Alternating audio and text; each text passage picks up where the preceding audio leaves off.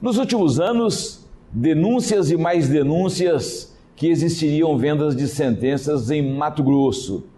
E isso gerou um desconforto entre a OAB e Tribunal de Justiça do Estado. Fayad, como é que você vê essa situação entre esses assuntos polêmicos que existiam em Mato Grosso nos últimos anos? Eu penso que a OAB não pode jamais se omitir. Se há algum tipo de denúncia, se há algum tipo de suspeita envolvendo membros do Judiciário, e não só do Judiciário, do Ministério Público, da Polícia Militar, da Polícia Civil, de servidores, a OAB tem que denunciar mesmo, a OAB tem que representar, a OAB tem que pedir investigação, porque nós estamos tratando de órgãos do sistema judiciário brasileiro que decidem a vida da população, de pessoas de bem, que decidem sobre o futuro da liberdade de ir e vir de pessoas, que decide sobre o futuro econômico, sobre sociedades comerciais, sociedades conjugais, sobre as questões patrimoniais das pessoas. Ou seja, o sistema judiciário, quando eu digo sistema, eu envolvo a magistratura, o Ministério Público, a advocacia, serventuários e as polícias, devem não só serem honestas, mas devem parecer honestas, como a mulher de César. E quando isto não acontece, coloca em dúvida a prestação jurisdicional, coloca em dúvida um dos maiores deveres do Estado, que é a distribuição de justiça neste Estado e neste país. Portanto, quando há suspeita de que determinada decisão, de que determinado ato não foi proferido de acordo com o bom senso, de acordo com a legislação, de acordo com o conhecimento jurisprudencial de quem a proferiu, mas de acordo com o dinheiro pago por uma das partes, isto é muito grave. Isto envolve uma violação aos direitos fundamentais do cidadão previstos na nossa Constituição Federal e que é muito mais do que isso, é o direito natural de se exigir justiça. Então a ordem tem que enfrentar isso, ainda que este enfrentamento cause algum tipo de desgaste na relação institucional OAB, Tribunal de Justiça, OAB Ministério Público, OAB Secretaria de Segurança Pública. Mas o que não pode é a OAB ser omissa. A OAB tem este dever, de ser a voz do cidadão e a voz da sociedade. Fayad, na sua opinião, essa posição que a própria OAB toma, ou às vezes a própria imprensa, ela não peca no momento que ela não tem a capacidade de separar o joio do trigo e analisar o que está certo e o que está errado para depois tomar uma posição? Doutor Cláudio, eu penso que a ordem faz o papel dela da denúncia. Quem deveria ser ágil, quem deveria ser rápido para julgar esta denúncia e arquivá-la, se for o caso, ou condenar o denunciado, se for o caso, seriam as estruturas, as corregedorias.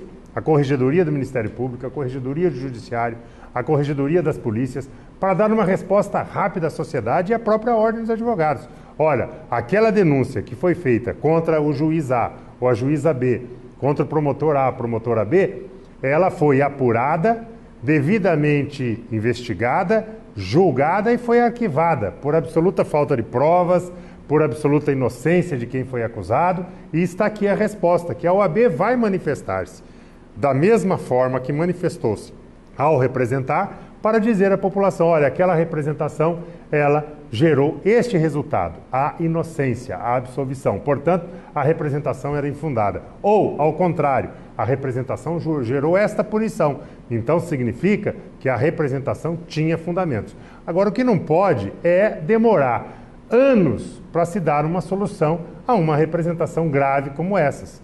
Veja que nós estamos enfrentando agora, em Mato Grosso, uma situação de que 10 membros do Poder Judiciário foram afastados, aposentados compulsoriamente pelo CNJ, retornaram à atividade por um mandado de segurança proferido por ministros do Supremo Tribunal Federal e continua sem julgamento. Eu gostaria muito que esses mandados de segurança fossem julgados no seu mérito, que as representações chegassem a termo e fossem julgados no seu mérito, e que se dissesse, olha, os 10 magistrados são inocentes. Pronto, sairia das suas cabeças, sairia de cima dos seus ombros esta pecha da dúvida.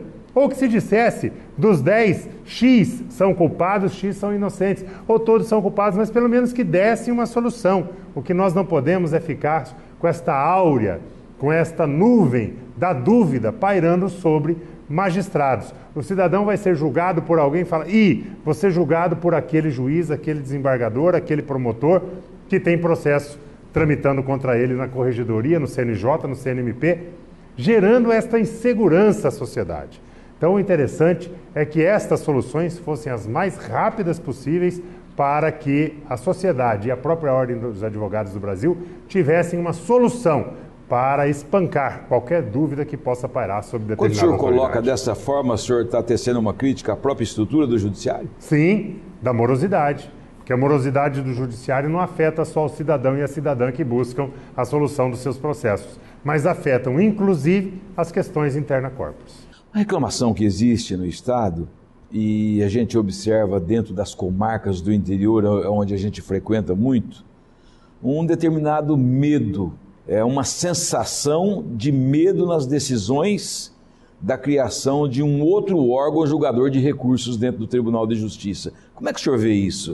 O perdedor recebe uma sentença contra, corre na corregedoria. Corre na corregedoria. E o que é que a corregedoria deveria fazer? Com todo o respeito que tem pelo corregedor, desembargador Márcio Vidal, a quem devoto grande amizade e principalmente uma relação honesta, em razão da sua dignidade, da sua lisura, da sua competência, mas deveria ser ágil nesse tipo de representação, para que quando chegasse uma representação nestes níveis, se analisasse rapidamente. Há algum desvio ético? Não há. Então arquive-se. Instaura-se o processo, mas que não se demore para se tomar essa decisão, para não ficar pairando estas dúvidas sobre determinado agente político, como é o juiz de direito no exercício da sua função.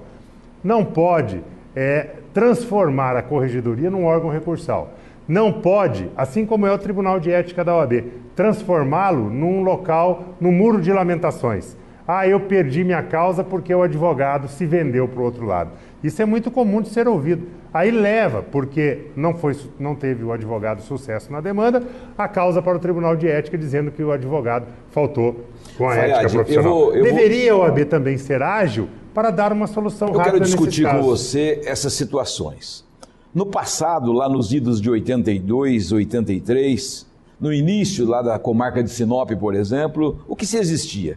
O recebimento de uma ação penal era feito por um carimbo que só ia para o juiz para assinar. Ou seja, não analisava nem a questão do recebimento. A pessoa respondia um processo criminal toda uma vida, chegava-se até muitas vezes a uma prescrição e, consequentemente, lá na fonte não foi analisado se o fato constituía crime ou não. A OAB, a mesma situação e perdura até hoje. Você primeiro se recebe o processo, o advogado tem uma longa caminhada para lá na frente ser absolvido, mas recebeu. Uma corregedoria da mesma forma. Não estaria faltando uma questão de análise do início de um procedimento para haver menos injustiça em todos os setores da sociedade? Na OAB, nós criamos isso durante a nossa gestão, que é uma análise preliminar das representações que chegam ao Tribunal de Ética. E quando o relator e o presidente entendem que não há nenhum cabimento naquele tipo de representação, tem sido arquivado de plano.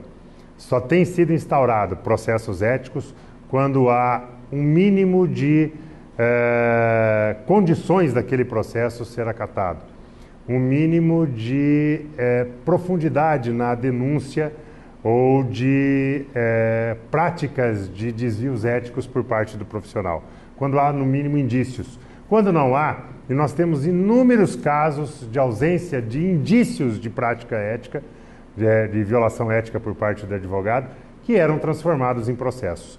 Nós acabamos com isso. O atual presidente Cláudio Stabile Ribeiro mantém, juntamente com o presidente do Tribunal de Ética, o Céu Tavares, este tipo de análise perfunctória, preliminar destas representações. Entendo que isso também deveria acontecer com as corregedorias. Não havendo a mínima base para a representação, arquiva-se de plano para dar uma resposta rápida à sociedade. O processo penal modificou um pouco agora a sua sistemática, quando pede a defesa preliminar e o juiz, para acatar ou não a denúncia tem que fundamentar a sua decisão, né? Claro. Acabou a questão do carimbo. Quer dizer, demos um passo à frente na questão processual penal. Que bom. Depois dos nossos comerciais, uma avaliação do nosso convidado sobre o Exame Nacional da OAB. Fique conosco. Fique sabendo sem censura. Um oferecimento. Sonoticias.com. As principais notícias de Mato Grosso. De acordo com dados do Conselho Federal da Ordem dos Advogados do Brasil, Mato Grosso conta com quase 12 mil profissionais na área, sendo que deste total, mais de 3.200 são estagiários.